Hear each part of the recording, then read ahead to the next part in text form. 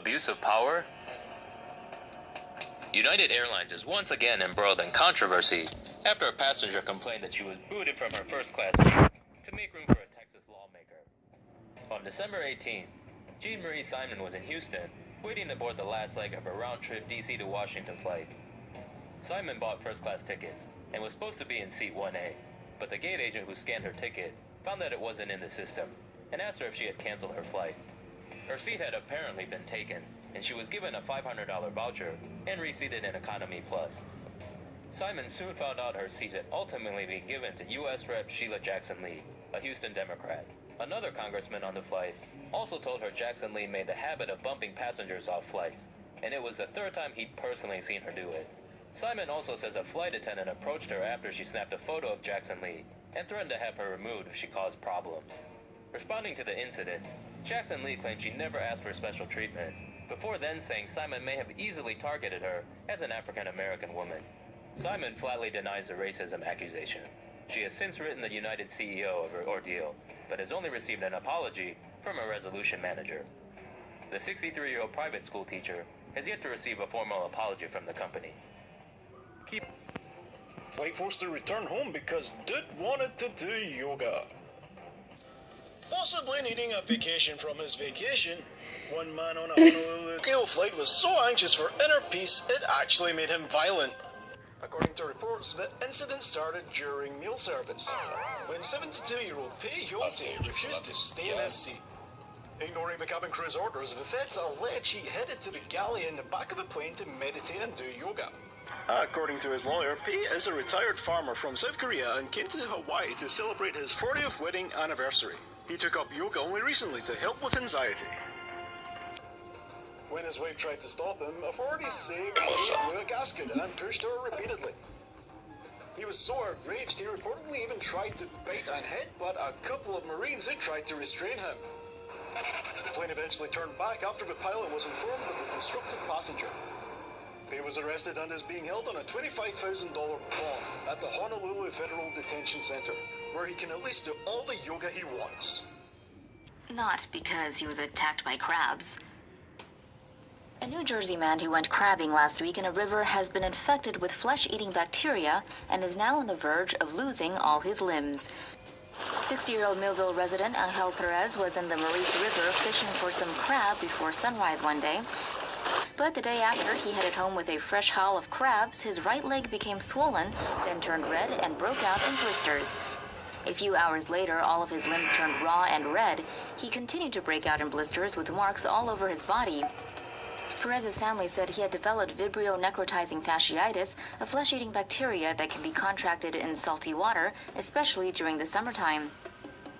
According to Perez's family, the infection has already spread from his feet all the way up above his kneecap, and his forearms are black in color. His limbs are covered in blisters, cuts, and sores. Perez is currently in ICU, and doctors are waiting to see if he responds to antibiotics before they consider amputating at least 3 limbs, or potentially all of them. The family also mentioned that another family member had recently gone into the same river and now has a rash and swelling on her right leg. And a friend of Perez, who also goes fishing there, is now suffering from a baseball-sized swelling in his elbow. New Jersey's advanced media says that the chance of getting the disease is rare, but the bacteria in the water can enter through a scratch or a scar.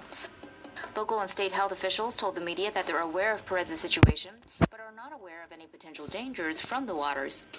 The New Jersey Department of Environmental Protection said the flesh-eating bacteria that Perez had been contracted with is not common in the waters, while Cumberland County Health Department said the bacteria exists regularly in the waters, especially when the water is warm. Oh no, not another one. What is possibly one of the most asinine things ever, the geniuses that are this generation's teens are now ingesting Tide detergent pods because the internet told them to. The challenge might have started as a funny meme, since the pods have an uncanny resemblance to certain sugary treats. Many a sweet-toothed toddler have grabbed the colorful pods thinking they were candy, and instead got a nasty surprise. The tiny packets contain strong chemicals meant to wipe out dirt and grime, and can render horrible damage to delicate human organs. Thousands of young kids have been injured from ingesting the pods, and at least one has died. And yet, here we have teenagers popping the damn things for fun, despite all the warnings, just so they can get social media famous. Stupidity kills, kids, which means humanity is doomed.